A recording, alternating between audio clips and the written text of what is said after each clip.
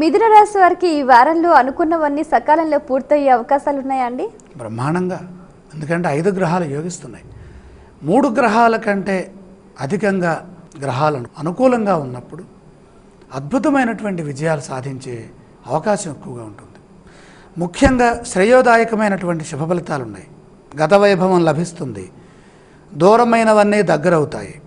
ఆశయాలు నెరవేరుతాయి. అధికార యోగం పడుతుంది. అభివృద్ధిలో పూర్వ వైభవం సిద్ధిస్తుంది. బంధుమిత్రుల ఆదరణ సంతోషాన్ని ఇస్తుంది. వ్యాపారపరమైన విశేష ధనలాభం ఉంది. సంస్కారవంతమైన మీ ప్రవర్తన ఎందరికో ఆదర్శమవుతుంది. బుద్ధి కుశలతతో ప్రజాదరణ పొందుతారు. ధైర్యంగా వ్యవహరించి ఒక పనిలో విజయం పొందుతారు. ఈ రాశి వారు పఠించవలసిన స్తోత్రాలు ఏవండి? ప్రధానంగా మహాగణపతి ధ్యానం శుభప్రదం. ఆలయ సందర్శన క్రమంలో ఏ దేవీ దేవతలను దర్శించాలంటారు? గణనాథుడు యొక్క సందర్శనము, అలాగే మహాగణపతి ఆరాధన విఘ్న నివారణని సూచిస్తుంది.